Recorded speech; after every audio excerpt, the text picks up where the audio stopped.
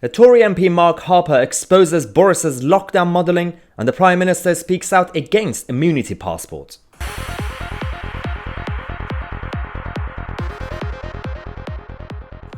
Hello everyone and welcome to today's first programme. We've had Boris Johnson announcing the roadmap to unlock the country, but there are a few problems with this modelling, and we've had a number of Conservative MPs, including Mark Harper, to come out to expose the flaw in the plan. We've even had experts and scientists, including Neil Ferguson, coming out to say that there are ways to accelerate the plan instead of waiting for months and months to unlock this. We also had the Prime Minister speak out against immunity passports, saying that they should not discriminate against anyone. But let's firstly go to Mark Harper, who started tweeting about this issue yesterday. He said that there are key decisions determining the pace of this roadmap, but there are some serious questions about the assumptions. Now, the whole document is based on assumptions, but what Mark Harper is saying is that these assumptions are the worst case scenario, a very pessimistic, very negative. For example, vaccine rollout speed.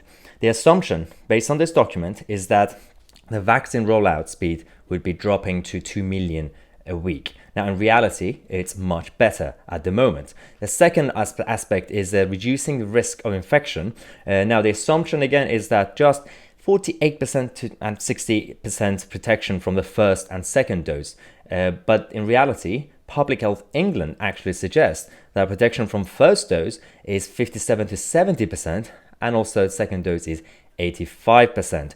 Doesn't stop here, because then we kind of talk about the number of issues when it comes to hospitalizations, ICU. Now, assumption again is that only 70% protection from the first dose, but Public Health England says that 85% protection from Pfizer and 94% from AstraZeneca. And finally, Mark Harper also points out, in terms of the coverage that's been achieved, the document assumes that only 85% for 50 to 80-year-olds, but in reality, 96% of the 50 and 80-year-olds dosed so far, and again, obviously 17 and 79s. This is a whole problem with this modelling. I know that the point of it is that they went so cautious, that the whole thing is so pessimistic, that if you try to be more logical and go with the scientific data that we have, then we don't really have to wait until June to unlock the country. Now, the issue is that it's political, because the Prime Minister doesn't want to be forced to, again, by Sage and others, to do another lockdown. So he's trying to unlock the country so slowly that it's actually angering a lot of people, ordinary people out there, hospitality sector, a number of other kind of key working essential sectors as well. Now, in the middle of all this, we've had even Neil Ferguson, the disgraced Neil Ferguson, coming out to actually show more positivity, saying that we could potentially accelerate the plan. And I would say, if we're in the best case scenario where the vaccine effectiveness is even greater than current estimates would suggest, it really drives down transmission, there is always the potential, I think it's unlikely, but the potential of accelerating the rate of relaxation, particularly in the May-June timeframe. Well, here we go. This is Neil Ferguson actually somehow, for some reason, being against a number of other members of Sage who are very, very cautious about this roadmap. Now, this is one issue about the modelling of this unlock plan, but then you also have the potential immunity passports, health passports, whatever you want to call them. There are two aspects. One is domestically, for people who are living in the country, want to go to theatres, for example. Secondly, it's for international travel. Now, Boris Johnson came out to speak out against especially domestic ones, because they could discriminate against a lot of people who can't take the jab for a number of reasons. And he said he should not discriminate, but he also talked about the international travel aspects of it. This is an area where, we're looking at a novelty for our country. We haven't had stuff like this before. We've never thought in terms of having something that you have to show to go to a pub or a theatre. And so there are deep and complex issues that we need to explore, ethical issues about what the role is for government in mandating or people to have such a thing, or indeed banning people from doing such a thing. There are complex issues we need to work out. We can't be discriminatory against people who, for whatever reason, can't have the vaccine. There might be reasons, medical reasons, why people can't have a vaccine, or difficulties that they, some people may genuinely refuse to have one. And so that's actually a good point. He's firstly talking about the role of the government and the role of the state, and it says that firstly, government making it mandatory is a whole different point. And I'm going to talk about how the government is still looking into it, by the way, despite what Boris Johnson said. But the one thing is that private sector could still do the theatres. And Boris Johnson says that they should not discriminate against a lot of people who can't take the jab. And now he's going to talk about international travel, because that's a whole different argument. When you look at the international side of things, international travel, there's no question that that's where a lot of countries will be going, and they will be insisting on vaccine passports in the way that people used to insist on evidence that you've been inoculated against yellow fever or whatever. That's the thing. So you got the international travel, and as Boris Johnson says, there will be a number of governments and countries, especially the control freak ones like the French government and the German government, who will be forcing the Brits who want to travel there to show some sort of evidence. And the Prime Minister can't really stop that. So the international travel of it is not really in our control. But Boris Johnson has already appointed Michael Gove to look into this review of health passports domestically. Again, it is still unlikely that they will be mandatory. But again, this is coming from Michael Gove, the guy who banned plastic straws. So he does like to be a bit of a control freak when it comes to statism every now and then. But again, everything goes back to the impact of lockdown that we've had so far. There's a point about the current lockdown. A lot of people who are cautious about this situation say that, well, we had to do it. We had to do it and there's no other option.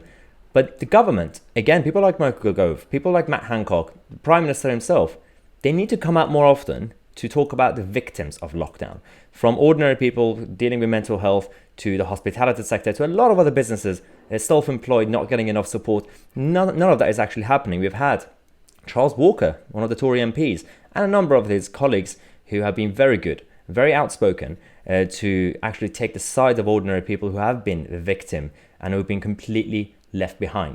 A strategy ruthlessly executed in pursuit of maximum compliance. And it has been brutally effective, but so brutal that we now have children too frightened to go outdoors, adolescents isolated at home, suffering from anxiety, eating disorders and self-harm, parents battling with depression, desperation and suicidal thoughts, and many old people fading away from loneliness. That's an absolutely good point. There's a recognition of it by the government, or lack of it right now. But there are a lot of people, and Charles Walker is going to talk about how this could actually have an impact long term on the health service. It's going to have an impact financially, economically to the government. So it's not just that you're going to have a victory because you had a lockdown and the virus is gone suddenly. There's going to be a lot of other bad consequences as a result of this. Deputy Speaker, a brutally effective strategy, but a strategy that has created a deep well of anxiety. And this anxiety, Madam Deputy Speaker, will be visible at the school gate, in the classroom, in our workplace, in our homes, on our streets, in our police stations, and then it will end up in the NHS for months and years to come.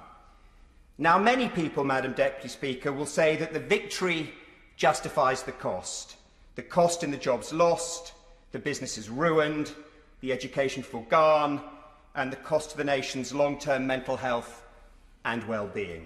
Yes, again, people like Rishi Sunak as Chancellor and the rest of the cabinet in general, all these departments need to actually address this. So whether the Treasury wants to raise taxes or borrow money to spend on victims of lockdown, or are we going to actually have a proper conversation and discussion about the logical solutions that we could have for this? Right now, we're not hearing anything, and this is why people like Charles Walker are saying this in Parliament. Did anyone in the room ask, is what we are doing ethical? Did the Secretary of State ask, is this ethical? Did the Chief Medical Officer ask, is this ethical? Did a voice at Sage ask, is this ethical? Did they ask, is it ethical to create a level of fear that will push many people to the very edge of what they can bear? Did they? Especially members of Sage.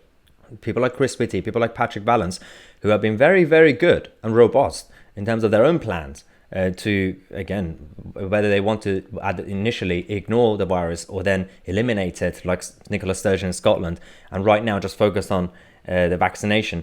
Have they said anything about this approach being ethical long-term and for the majority of the country? Apparently not. Edge.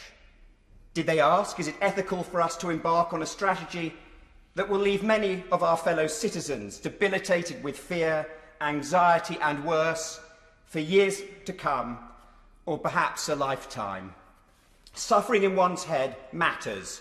Knowingly creating that suffering strikes at the heart of the state's own morality and our morality. So I ask the Secretary of State, the Chief Medical Officer and the members of SAGE to look directly at the damaged and the anguished, not over them, not through them, directly at them. Well, I fully agree with Charles Walker in that statement, and there's a reason that this is actually happening. When you look at the hospitality sector, for example, we had Westminster Council saying that they want to actually extend this outdoor hospitality area that they've had in Soho. But again, this is central London. This is, again, this country is so London-centric that they're focusing on, for example, this area to protect restaurants and pubs, which they should.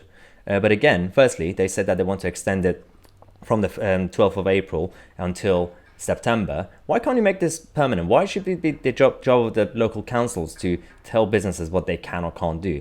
But again, this is just central London. What about other local areas? What about small towns? What is the government doing about those? Especially Labour councils, who are not really in favour of any of these measures.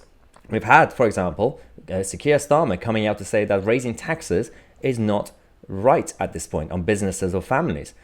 Can he say that to his own Labour local councils who are raising council tax in the middle of all this? Business rates going up? No, apparently not. Again, I mean, I agree with what he says, but firstly, what he says is very political. He just, doesn't actually believe that.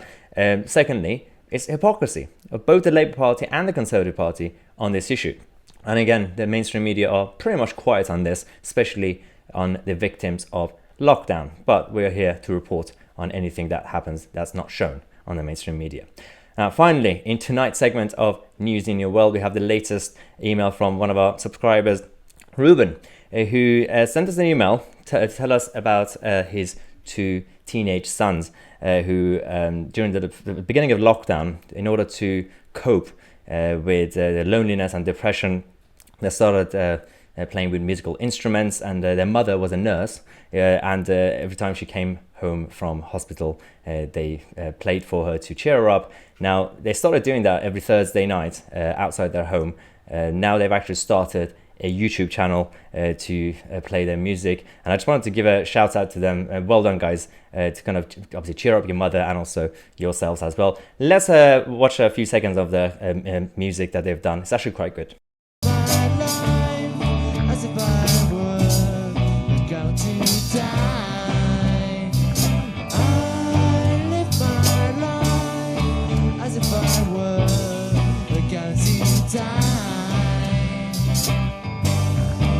Yes, and that was Leo and Hal, and the YouTube channel is called The Main Lads, if you guys want to go check it out. Thank you, Ruben, for sharing that story with us. And if you guys also want to have a chance to be featured in News in Your World, then send us your positive stories, anything happy going on in your life, with any photos or videos that are related to the story, to lacey@mytc.co.uk. You could also find the email address in the description. And just a quick thing, if you enjoyed this content, obviously subscribe to the channel, but please click on the thumbs up and the like button, because that will help us spread the video, and YouTube will recommend it automatically to everybody else.